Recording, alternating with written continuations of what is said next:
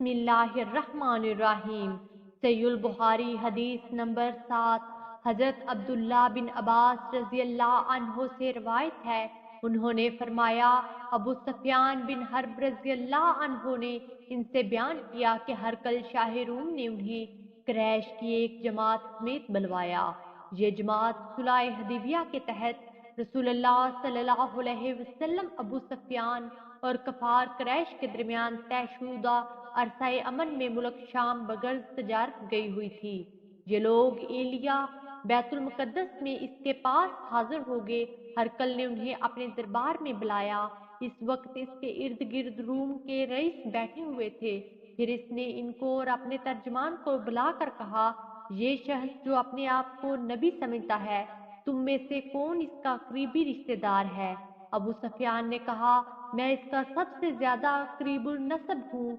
तब हरकल ने कहा, उसे मेरे करीब कर दो और इसके साथियों को भी करीब करके इसके पसे पुश्त बैठाओ।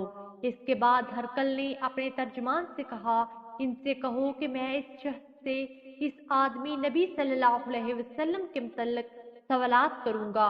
अगर ये गलत बयानी करें तो तुम लोगों ने उसे जुटला देना है।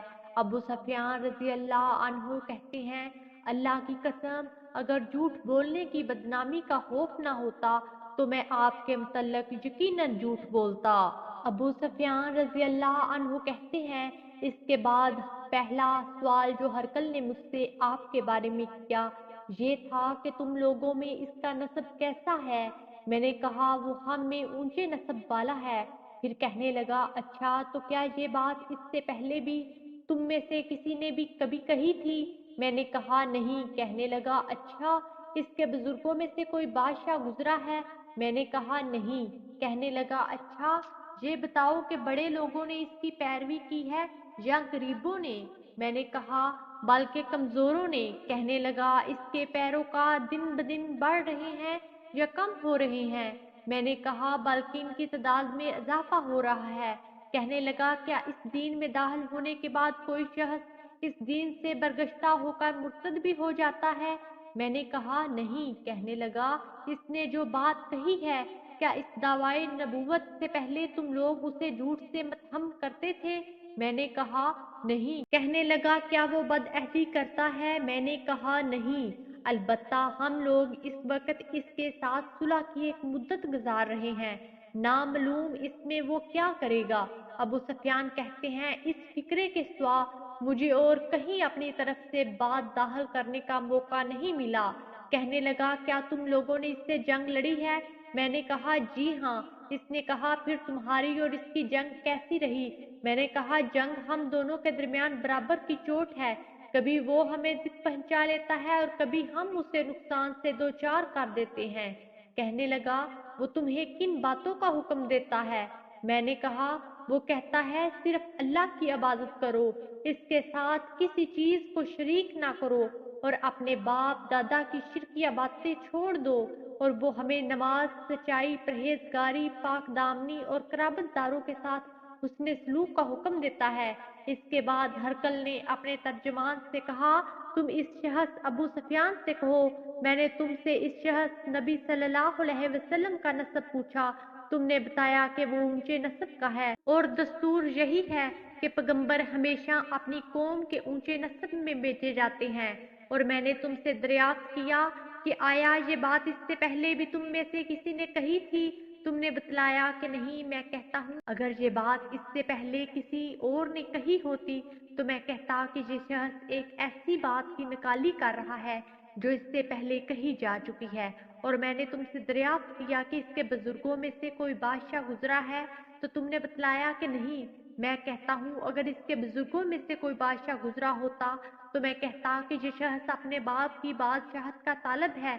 और मैंने तुमसे दरियाफ्त किया कि जो बात इसने कही इस दवाए नबूवत से पहले तुमने कभी इस पर झूठ बोलने का इल्जाम आयद किया है, तो तुमने बतलाया कि नहीं। और मैं अच्छी तरह जानता हूँ कि ऐसा नहीं हो सकता कि वो लोगों पर झूठ बांधने से तो परहेज करे लेकिन अल्लाह पर झूठ बोले।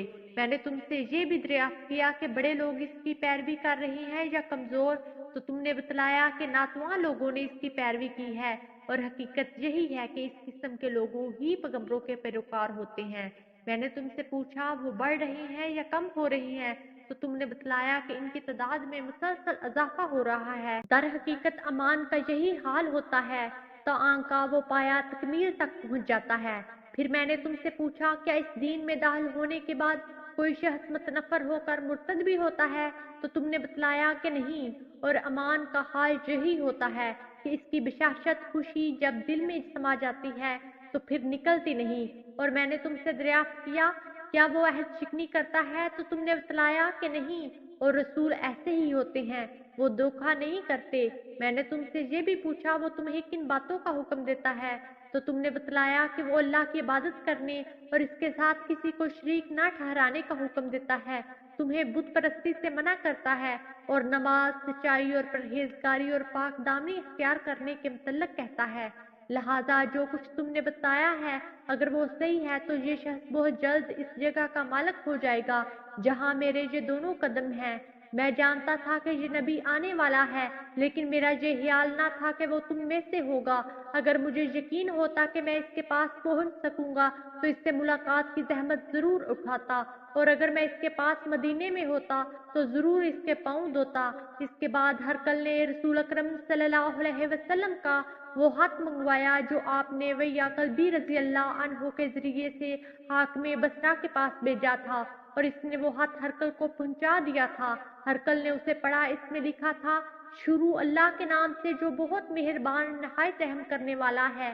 اللہ کے بندے اور اس کے رسول محمد صلی اللہ علیہ وسلم کی طرف سے ہرقل عظیم شاہ روم کے نام، اس شخص پر سلام جو ہدایت کی پیروی کرے۔ اس کے بعد میں تجھے کلمہ اسلام لا الہ الا اللہ محمد الرسول اللہ کی دعوت دیتا ہوں، مسلمان ہو جا تو محفوظ رہے گا، اللہ تعالیٰ تجھے دوہرا اجر دے گا۔ اگر تو یہ بات نہ مانے تو تیری رایا کا گناہ بھی تجھی پر ہوگا۔ اور اے اہل کتاب، ایک ایسی بات کی طرف آ جاؤ جو ہمارے اور تمہارے درمیان یکساں ہے، ہم اللہ کے سوا کسی اور کی عبادت نہ کریں اور اس کے ساتھ کسی چیز کو شریک نہ ٹھہرائیں، اور ہم میں سے کوئی اللہ کے سوا ایک دوسرے کو اپنا کارساز نہ سمجھے۔ چنانچہ اگر یہ لوگ اعراض کریں تو صاف کہہ دو کہ گواہ رہو ہم تو فرما بردار ہیں۔ ابو سفیان رضی اللہ عنہ نے کہا جب ہرقل جو کہنا چاہتا تھا کہہ چکا اور خط پڑھ کر فارغ ہوا تو وہاں آوازیں بلند ہوئیں اور بہت شور مچا اور ہم باہر نکال دیے گئے۔ میں نے باہر آ کر اپنے ساتھیوں سے کہا ابو کبشہ کے بیٹے کا معاملہ بڑا زور پکڑ گیا ہے، اس سے تو رومیوں کا بادشاہ بھی ڈرتا ہے۔ اس روز کے بعد مجھے برابر یقین رہا کہ اس رسول کا دین غالب آ کر رہے گا، جہاں تک کہ اللہ تعالیٰ نے میرے اندر اسلام جاگزیں کر دیا۔ ابن نطور جو ایلیا کا گورنر، ہرقل کا مصاحب اور شام کے عیسائیوں کا پادری تھا، بیان کرتا ہے کہ ہرقل جب ایلیا بیت المقدس آیا تو ایک روز صبح کے وقت رنجیدہ خاطر بیدار ہوا۔ اس کے کچھ مصاحب کہنے لگے ہم دیکھتے ہیں کہ آپ کی طبیعت کچھ بجھی بجھی ہے۔ ابن نطور نے کہا ہرقل ماہر نجومی اور ستارہ شناس تھا۔ جب لوگوں نے اس سے پوچھا تو کہنے لگا میں نے آج رات تاروں پر ایک نگاہ ڈالی تو دیکھتا ہوں کہ ختنہ کرنے والوں کے بادشاہ کا ظہور ہو چکا ہے، بتاؤ ان دنوں کون لوگ ختنہ کرتے ہیں؟ مصاحب کہنے لگے یہودیوں کے سوا کوئی ختنہ نہیں کرتا، ان سے فکر مند ہونے کی چندہ ضرورت نہیں، آپ اپنے اہل علاقہ کو پروانہ بھیج دیں کہ وہاں کے تمام یہودیوں کو مار ڈالیں۔ اس گفتگو کے دوران میں ہرقل کے سامنے ایک شخص پیش کیا گیا جسے شاہ غسان نے بھیجا تھا اور وہ رسول اللہ صلی اللہ علیہ وسلم کا حال بیان کرتا تھا۔ جب ہرقل نے اس سے تمام معلومات حاصل کر لیں تو کہنے لگا اسے لے جاؤ اور دیکھو کہ اس کا ختنہ ہوا ہے یا نہیں، اور ہرقل کو بتایا کہ اس کا ختنہ ہوا ہے۔ ہرقل نے اس سے دریافت کیا عرب ختنہ کرتے ہیں؟ اس نے کہا ہاں وہ ختنہ کرتے ہیں۔ تب ہرقل نے کہا یہی شخص پیغمبر اس امت کا بادشاہ ہے جس کا ظہور ہو چکا ہے۔ پھر ہرقل نے اپنے علم میں ہم پلہ ایک دوست کو رومیہ میں خط لکھا اور خود حمص روانہ ہو گیا۔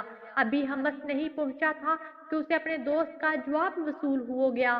اس کی رائے بھی رسول اللہ صلی اللہ علیہ وسلم کے ظاہر ہونے میں ہرقل کے موافق تھی کہ آپ نبی برحق ہیں۔ آخر حمص پہنچ کر اس نے روم کے سرداروں کو اپنے محل آنے کی دعوت دی۔ جب وہ آ گئے تو پھر اس نے حکم دے کر دروازے بند کروا دیے، پھر بالا خانے بلکونی سے انہیں دیکھا اور کہنے لگا روم کے لوگوں، اگر تم اپنی کامیابی، بلائی اور بادشاہت پر قائم رہنا چاہتے ہو تو اس پیغمبر کی بیعت کر لو۔ یہ اعلان حق سنتے ہی وہ لوگ جنگلی گدھوں کی طرح دروازوں کی طرف دوڑے۔ دیکھا تو وہ بند تھے۔ جب ہرکل نے ان کی نفرت کو دیکھا اور ان کے مان لانے سے مایوس ہوا تو کہنے لگا، ان سرداروں کو میرے پاس لاؤ۔ جب وہ آئے تو کہنے لگا، میں نے ابھی جو بات تمہیں کہی تھی وہ صرف آزمانے کے لیے تھی کہ دیکھوں تم اپنے دین پر کس قدر مضبوط ہو۔ اب میں وہ دیکھ چکا ہوں۔ تب تمام حاضرین نے اسے سجدہ کیا اور اس سے راضی ہو گئے۔ یہ ہرکل کے امان لانے کے متعلق آخری حالات ہیں۔ یہ روایت صالح بن کیسان، یونس اور معمر نے بھی زہری سے بیان کی ہے۔